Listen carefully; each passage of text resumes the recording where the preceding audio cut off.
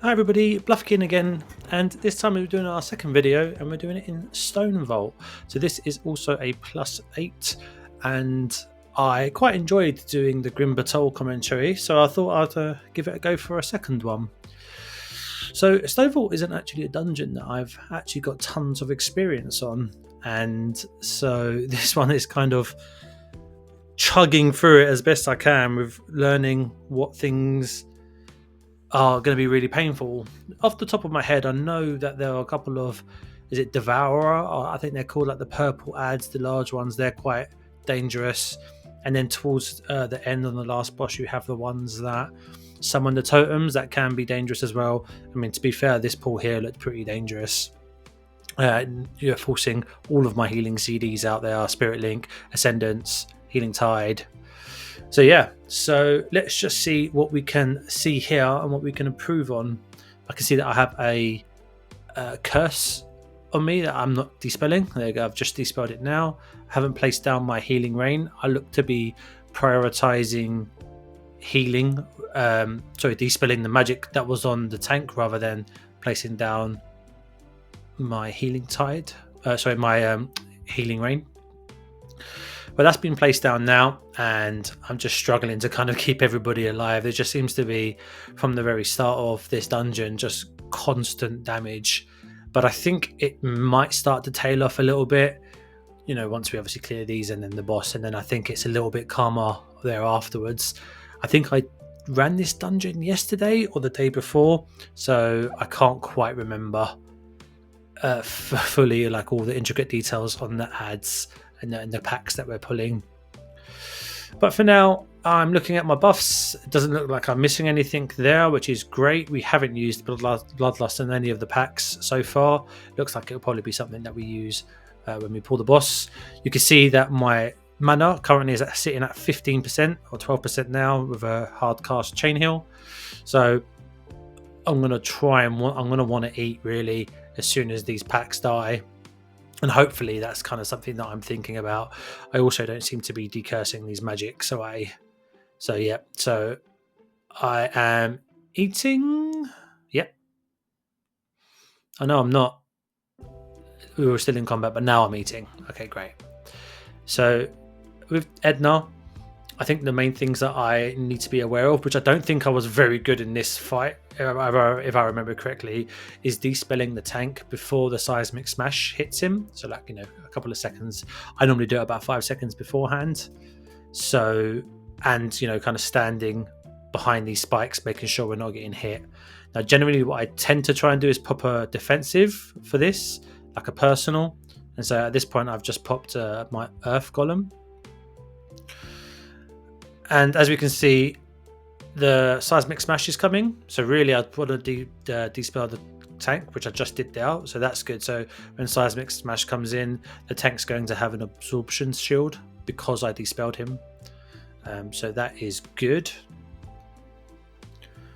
So we're not going to dispel him now. We're just going to wait for the next seismic smash to come out, which it looks like to be in 14 seconds. So we're going to keep that dispel around. My Riptides are sitting on cooldown, which is great. My poison totem is out, which has cleansed all of the affix, which is also great. Here I'm going to use Bulwark maybe for defensive. No, I don't. So that's quite bad. I have 2 personals here, which I've not used. The seismic smash is coming in 10 seconds. Let's see if I dispel the tank. There's no earth shield on the tank, which is quite bad. The dispel goes out successfully. So I actually do get every single one. It looks like there was only 2, unless I've completely just missed it, even when watching this. Still new to this, so please bear with if I'm not kind of giving the most accurate information. But that seems to go pretty smooth. I did use Bulwark in the end there. Bulwark, I don't even know how to pronounce it.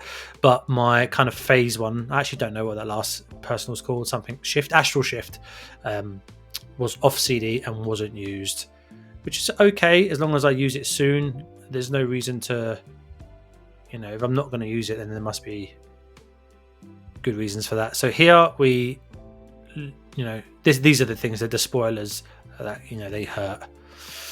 So I placed down my slow totem here just to kind of allow the remaining survivors of the pack, of the team, to run back to the tank, and hopefully we recover here. Got the affix popping out as well, so trying to press poison cleanse whilst trying to keep everybody alive. But at the moment we're sitting at 3 deaths. And then we just keep an eye on this despoiler here. You can see to the left hand side of his nameplate we've got 7 seconds until he does whatever he does again. I think it's like a big AoE damage. Shadow Claw seems to chunk the tank a bit there, and this Void Outburst I think is the AoE that's so concerning. On the top left hand corner we've got 2 out of 5 buffs out, so let's see how quickly I address that. Looks like I'm just eating at the moment. We've got no CDs ready for this next pull. I'm not entirely sure if we need it. These howlers will need to be interrupting. I believe they do a fear that will need interrupting. So we've got our Riptides out. There's that piercing wow. I believe that's it there. We're adding a 3rd howler to the mix here. I interrupted one of them. Just use my swiftness there to kind of save the tank a bit. There's some curses out here which I'm not dispelling. Just dispelled one there. Popped a defensive, I think.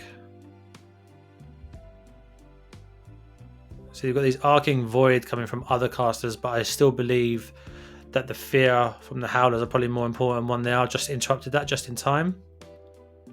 More curses out. Haven't dispelled it yet. Now I have. Alright. We're still, and I've just now rebuffed the entire team with my Skyfall. So again, we have 2 howlers here, so my thought process will be to select one of them and then keep an eye on them so I see the cast and I'll be able to interrupt it. Haven't used my capacitor totem, interestingly enough.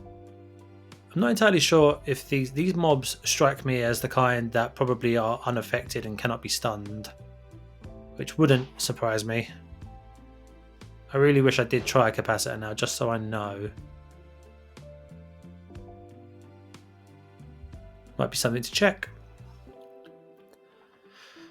So it looks like we're not going to try and be adventurous at all and go for any big stuns. Let's see if our capacitor now, yeah, it doesn't.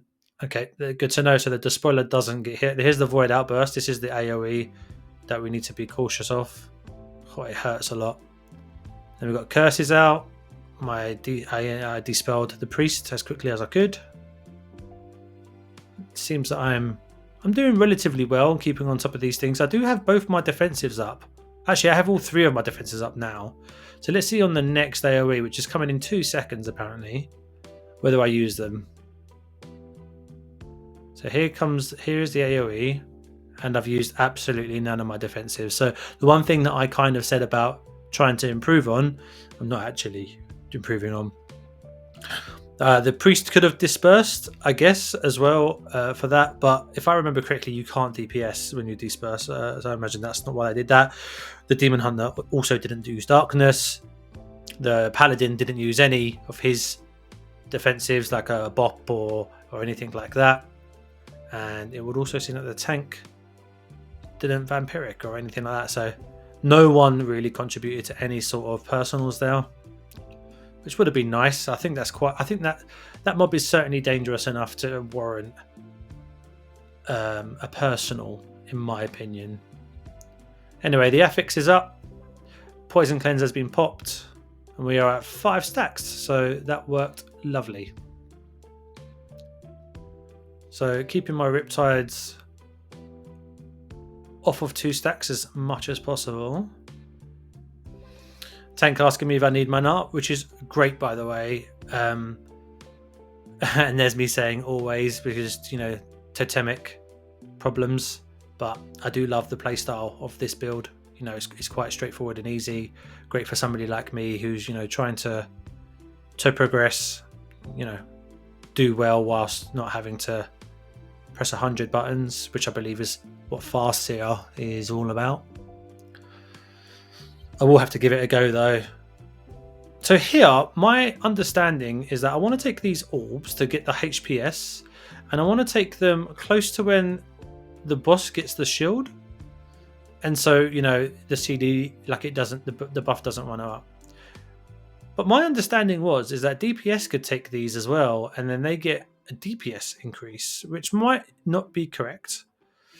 At this point, I probably should be. I mean, they are pinging as well. I mean, it's really late in the day, but I should have been in that anti-magic shield. Was that anti-magic zone, AMZ, right? Yes, I say take some orbs because I was leaving some for the DPS to take, but that could just be a lack of understanding on my part that the orbs are just for me. I just remember reading a guide somewhere saying leave about 4 for your healer. 4 is about the sweet spot for dealing with the shield phase. So I'm leaving them here, which also I believe is a bad idea because they disappear. So I should have taken those. And the shield's coming, so even if I did take them, 10 seconds earlier, maybe 5 seconds earlier, I would have had enough time to get through this phase. But it doesn't seem to be problematic anyway. Oh no, it's happening now. What am I talking about? So as you can see, lots of healing going out because of the buff that we get from taking the orbs. I have an astral shift ready for next one. The affix is out. Poison cleanse has been used. We've got a stack of 5 again, which is great. So this is really just kind of rinse and repeat now. I think we're probably going to be ignoring the shards and just focusing on the boss. I'll take some orbs just in case, but the boss is dead and we move on. So far, I would say on a +8 for a dungeon that I've not had much experience in, this is going relatively well. The things that I learned from this certainly were those Devourer. I don't know if you saw that, you must have, but they were talking about doing a big pull here. And to which I said, I don't have any CDs. I mean, my Spirit Link is still 27 seconds away, Ascendance 43, and Healing Tide, 47. So I had nothing for this apart from a swiftness, which isn't quite going to cut it. So we've got our Riptides up, Earth Shields are up, that's great. Healing Tide is down, dispelling that curse pretty quickly. Now my understanding with this kind of pack here is the Mender. I always tend to focus the Mender because they do a heal, and that heal is something that I just want to not ever let be cast.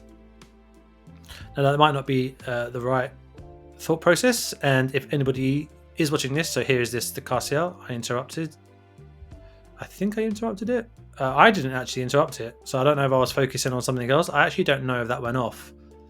Again, I think I'm going to try and adjust the way I record the audio on these so I can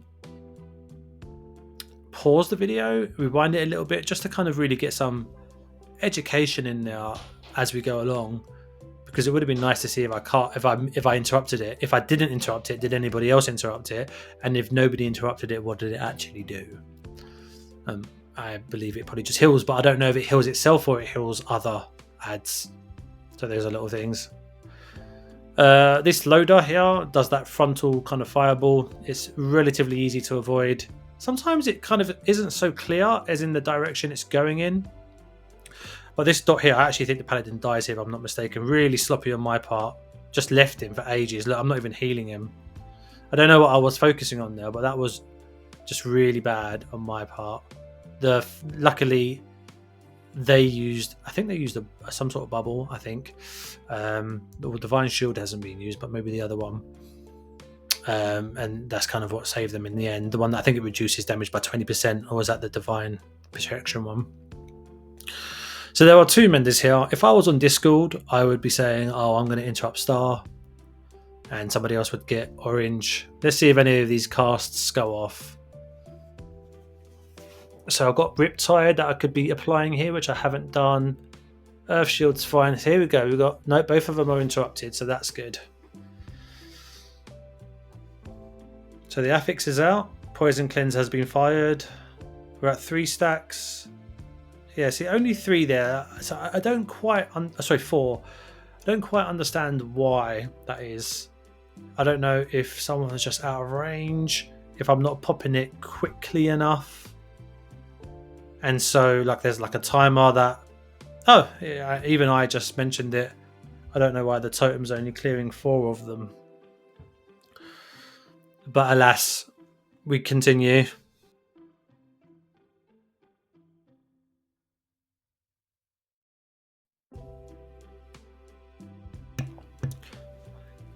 I think a Mender Hill may have just been fired. Another one's gonna. No, I just got interrupted. The top one just went though. I didn't see his life increase, but I did think I saw another of the Mender's life increase. So I think that may answer our question that the heal heals others and not itself. Of course, it could possibly do both. I completely missed the poison cleanse. I've done it really, really late. And so we only get 3 stacks there. I think what that teaches me, it's on the left-hand side. There's like a little countdown. So I've got the affix at the top of the screen. But then I think there's like a cast affix. A cast for the affix. And maybe when that hits 0 is when I should instantly pop poison cleanse.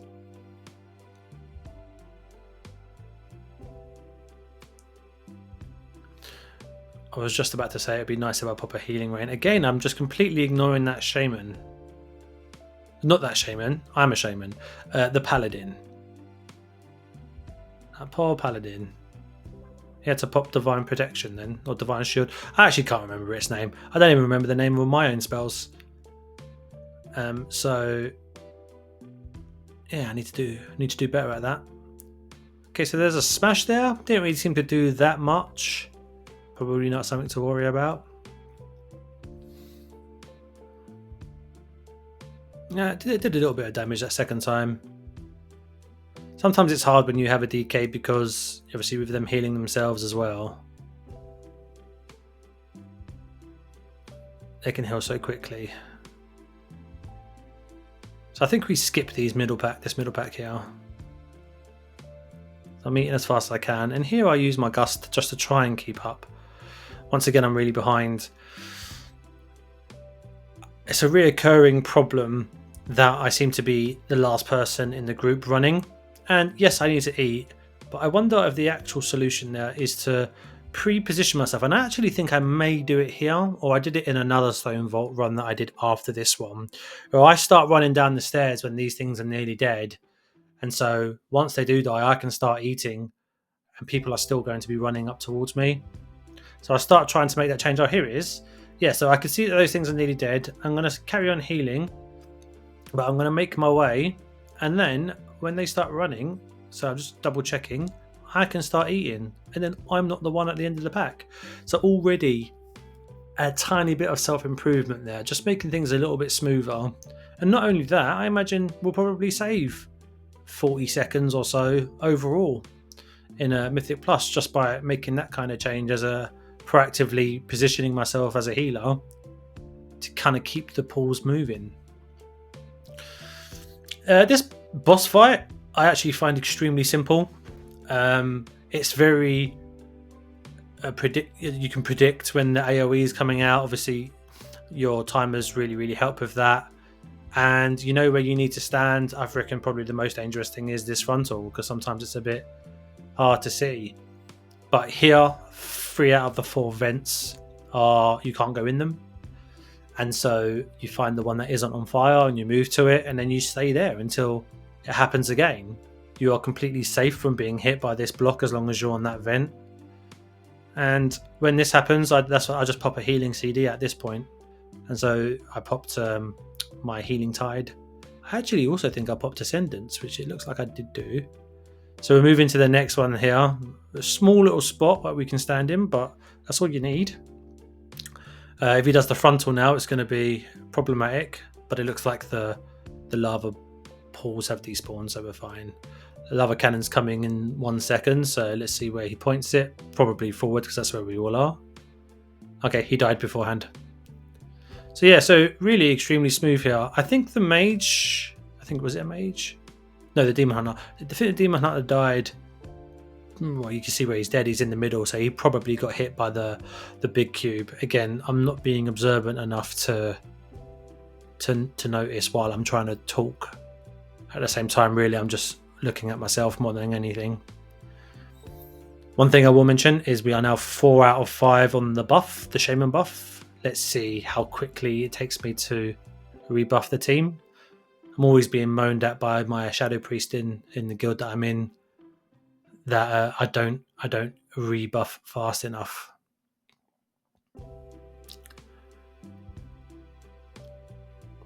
Yeah, I said I don't understand because the team was saying something and about rezzing, and I didn't know if they wanted to do some sort of skip. So I said don't understand. Hopefully that saved them from doing it and causing a problem where people would start being annoyed with me. But it looks like I did rebuff about 5 seconds ago. Right, so the affix is there now. Poison cleanser's out. We only got 3, but that one over 4. But oh no, all 5. Cool. So here we're positioning ourselves like this. For those of people that don't know, is to really get these guards from charging a really long distance. If we stand here, they will charge and charge into the wall, and it just helps with melee keeping up uptime, killing them sooner rather than later. But this is the part of the dungeon that I find the most difficult. Well, actually, the start and the end. Those devourers and those pools at the beginning, or despoilers. What they called despoilers? They are problematic.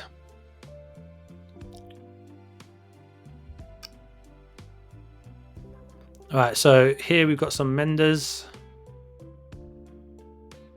Once again, just want to interrupt the heal. I think this little 2 lines here remind me that I need to be better positioned, so I wait for them to cast and then I move into a position where if they focus on me, they'll be going into a wall. Both of those healing restoration casts from the menders were interrupted, which is great. The FX is now. I instant totem. We've got 3 stacks, 4 stacks.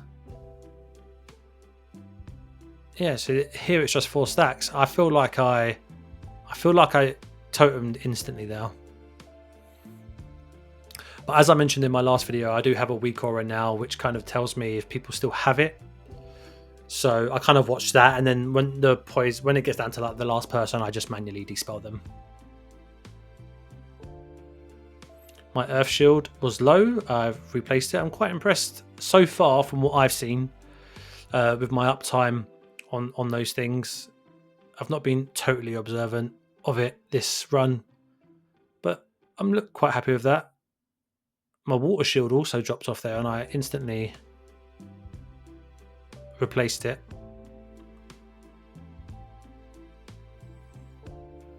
Healing rain would be nice right about now, or streaming totem. The affix is out. Poison cleanse is popped. 4 stacks. Yeah, again 4 stacks. Can't quite understand why. Sometimes it's 4, sometimes it's 5.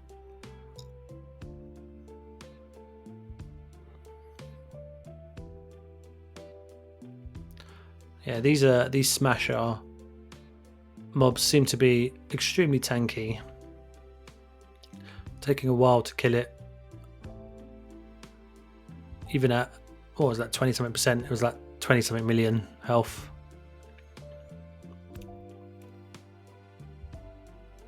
I stand here because I wonder if the tank's gonna pull them just to line of sight to, but it doesn't seem that was needed. We've got a bad totem 1. The second one looks like it might cast. No, it's dead. Lovely. So I'm moving out of the AoE on the floor. Interrupting when I feel like I can.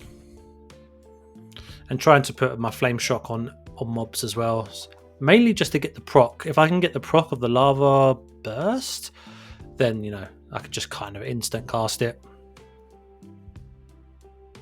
And I'm really putting down the healing rain, not just for the healing, but obviously the acid rain talent providing some DPS.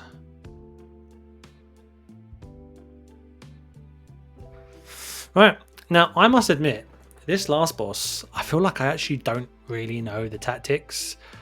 My understanding is you avoid the frontal and you go to the portal when you need to clear your dot.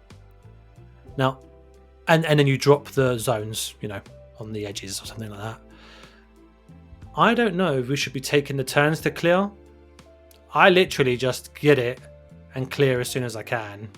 Here you can see that my the portal was taken by the DK, and so I basically struggle to try and find one to clear. I also understand that if you get too close to the portal at any one point in time, you get sucked in and it just kind of instantly kills you. So try to clear these off to the edge. I probably, I could have got a lot closer to the edge there. I had like 3 seconds and I just stopped running. The earth shield is running a little low on the tank. Let's see if I address that. I'm quite brave. Oh, I was just about to say I'm quite brave not pressing healing tide there, but I actually do it in the end. Arguably, I'd say that I already had recovered and then I pressed it anyway. So yeah, actually you can see I'm getting pulled into it there, which is another mistake by me. I was running close to it in preparation. I think I forgot that, they actually do start pulling you in. I move my spirit link here just to kind of keep everybody inside it.